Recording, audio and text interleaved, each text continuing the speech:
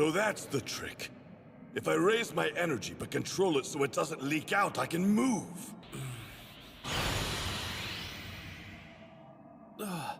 So is this the secret to divine energy?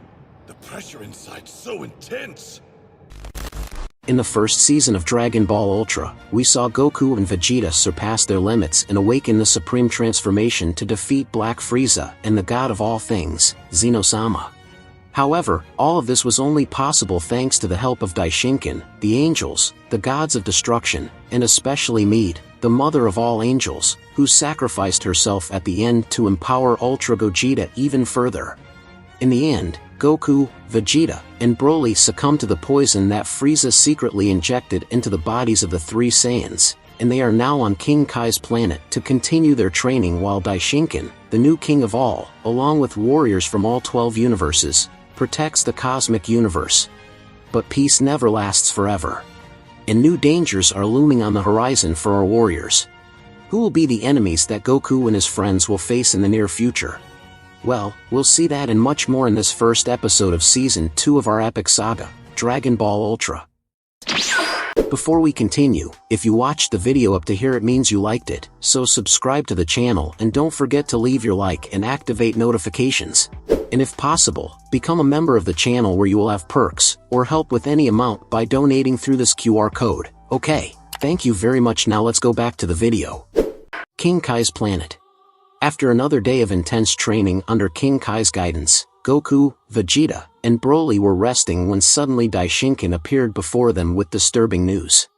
King Kai says, "What an honor to receive you on my humble planet, Lord King of all." Daishinkan replied, "The honor is all mine. I see Goku and the others are even stronger. Your training is remarkable." Pleased with Daishinkan's words, King Kai replied, "Ah, thank you for the compliment. But what brings you here?" "The Super Dragon Balls have disappeared," answered Daishinkan. The news was shocking. King Kai was stunned, knowing that the theft of the Super Dragon Balls could unleash unimaginable problems. Goku, Vegeta, and Broly were confused, thinking this was a minor issue, but Daishinkan began explaining the risks this could pose to the entire cosmic universe. Daishinkan first revealed his plan to revive Goku and the others after reviving his wife, Meid, since only the Super Dragon Balls could bring back someone who had achieved Divine Ki. Broly could be revived normally with the Dragon Balls from Earth, but not Goku and Vegeta. Yet, when Daishinkan searched for the Super Dragon Balls, they were nowhere to be found. At that moment, Daishinkan revealed something shocking to everyone: the Super Dragon Balls were likely stolen by someone from the Dark Cosmic Universe, the place from which Zeno and Zalama came. Daishinkan then explained that the sealing of Universe Zero, where he lived with his wife and children, was not only to prevent Zeno from killing his wife but also to keep other beings from entering the cosmic universe through Universe Zero. In other words, Meid was also protecting the cosmic universe, even if she didn't know it herself. But now that she's gone and Universe Zero has become the new central point among the 12 universes, that door is open. Yet Daishinkan believed that nothing could pass through without his knowledge.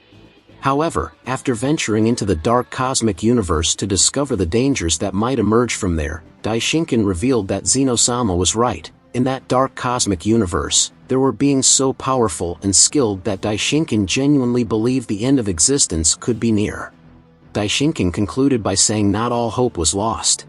He revealed he could sense a trace of the intruder's key across all 12 universes. Daishinkan said he accomplished this by linking his tracking power with each of his children, allowing his divine key to spread like a vast network signal throughout the cosmic universe. Concerned, Goku asked, "This is terrible. We have to do something." Daishinkan responded, "Calm down, Goku. Don't rush. First of all, remember you suggested that those who remain on Earth should become its protectors?" Joining the conversation, Vegeta added, "What Daishinkan says is true, Kakarot. We need to trust the young warriors, even those from Universe 6 whom we helped grow stronger." More composed, Goku replied, "You're right. I got worried for no reason." Daishinkan then said, "Not exactly, your concern is valid. I'm also worried, but this being who stole the Super Dragon Balls is likely just an emissary. Of course, he must be very skilled and powerful, but he shouldn't pose a threat to those on Earth and in the other universes. The angels and gods can't interfere directly, but they can indirectly. If I'm not mistaken, your son Gohan was training Broly and Kale. However, was told me that Gohan requested some solo training sessions with him. My daughter Vados also mentioned that the Saiyan girl you trained asked for training from her. And Kaba, the young Saiyan Vegeta trained, can already use the Supreme Transformation's first stage. We can revive Broly if things get too serious. Goku asked, wait a minute. Does that mean Gohan can do it too?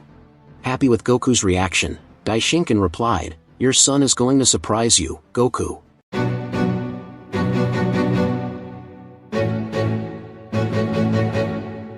Universe 7, Earth. Meanwhile, on Earth, Gohan is facing an intruder hidden by powerful magic, making it difficult for Gohan, even in his beast form, to gain the upper hand. Enraged, Gohan shouted, "When are you going to stop playing games, you coward? Show yourself and face me like a man. I prefer things the way they are. Dignity, honor, ethics in battle, these are foolish concepts created by you pathetic creatures," said a mysterious voice. With a smile, Gohan replied, "Well, if that's how it is, I'll make you reveal yourself to me by force." Gohan then activated a completely new aura, resembling Ultra Instinct. "Now I can see you," said Gohan. "So you can use Divine Ki too? Interesting. Pleased to meet you, my name is Marble," the enemy replied. Previously cornered, Gohan could now see and precisely sense the enemy before him. The battle between Goku's son and the intruder who entered the cosmic universe and stole the Super Dragon Balls is about to begin. King Kai's planet. After calming Goku down, Daishinkan revealed how much stronger Gohan had become during his training on Beerus' planet. Daishinkan explained that Gohan couldn't fully achieve Ultra Instinct. Like Broly and Kale, Gohan possesses a highly aggressive latent power. His strength is deeply tied to his emotions and his overwhelming ki. Nonetheless, Whis tried to teach Gohan to master Divine Ki. The best Gohan could manage was Ultra Instinct Omen due to his difficulty concentrating. In other words, Gohan failed to master perfect Ultra Instinct to combine it with his beast mode, as Goku and Vegeta did when they awakened their Supreme Transformation. Even so, Gohan developed something unique that he calls the Ultra Beast form. With Beast Mode granting him unparalleled speed and power, so much that he surpassed Goku with Ultra Instinct during their training on Beerus' planet, Gohan didn't need to master perfect Ultra Instinct. Instead, he infused Ultra Instinct Omen into his Beast Mode, and it worked perfectly, as it didn't require the refined control of perfect Ultra Instinct. Thus, Gohan's ultimate form was born, Gohan Ultra Beast form. This explanation left Goku confused, but Vegeta understood everything the Grand Priest explained. Vegeta remarked, "Does that mean Gohan has regained his peak power, or rather, surpassed it? This is truly fascinating." Daishinkan replied, "Exactly, Vegeta. And the younger warriors are progressing well, too. For now, let's leave things in their hands. However, we must revive Broly, he'll defend Earth while you, Goku, and Gohan venture to the Dark Universe cosmos. But before that, I'll train you myself. This time, fusion is not an option." Daishinkan continued, "Fusion is incredible, but in that realm, there are enemies with abilities that can easily undo it. You must not rely on it. Moreover, Broly played a vital role in shielding you too so you could fuse during past battles. He was the defensive wall against Black Frieza and Xeno. However, in the Dark Universe cosmos, such a strategy is impossible. And since Broly hasn't mastered Divine Ki, he cannot enter that cosmos, or realm inhabited solely by divine beings and those who wield divine energy." Broly responded, "Understood. Your plan makes sense. I'll protect Earth with all my might." Goku said, "Thank you, Broly. I always knew you'd be a great ally, a great friend. You're one of us now, an Earthling." Broly, deeply moved by Goku's words, finally felt like he had true friends, a family, and a home. Daishinkan then announced, "I'll send a telepathic message to Gohan. It's time to end this invader. The angels just informed me that all of the invader's clones have been defeated. Now Gohan can finish him off." Goku asked, "But what about the Super Dragon Balls?" Daishinkan replied, "The invader has likely already teleported the Super Dragon Balls to their masters, or perhaps sent a clone to steal them and fled to the Dark Universe cosmos. In any case, Gohan must wrap this up quickly, we don't know how much time we have. That's why your training will be grueling. Are you ready? In unison, Goku and Vegeta declared, yes, we're ready. Universe 7, Earth. The battle had raged on for too long, but Gohan finally received Daishinkan's message and was now ready to end it. Gohan said, you're strong, Marble, but you can't defeat me. Your clones have been destroyed, and even though that's strengthened you, I don't sense a significant increase in your ki.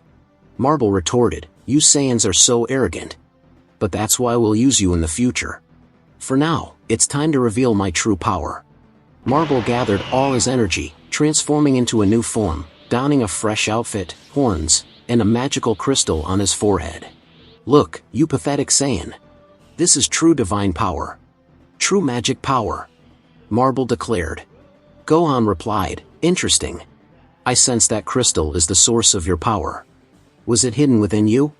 No matter, I'll defeat you and figure out the rest later. Enraged, Marble charged at Gohan, and an epic clash began. Gohan's blue ki collided with Marble's violet energy at unimaginable speed, leaving a trail of destruction in their wake. Their battle ascended into the night sky, their punches echoing across the earth. Marble landed a powerful blow, sending Gohan crashing to the ground. I'll defeat you and take you with me, you cursed Saiyan. Marble proclaimed. He unleashed a devastating divine ki blast. Realizing Earth was in danger, Gohan countered with a Masenko, resulting in an explosive clash of energy. But Marble activated his magical crystal, amplifying his attack and overpowering Gohan's Masenko, hitting him directly.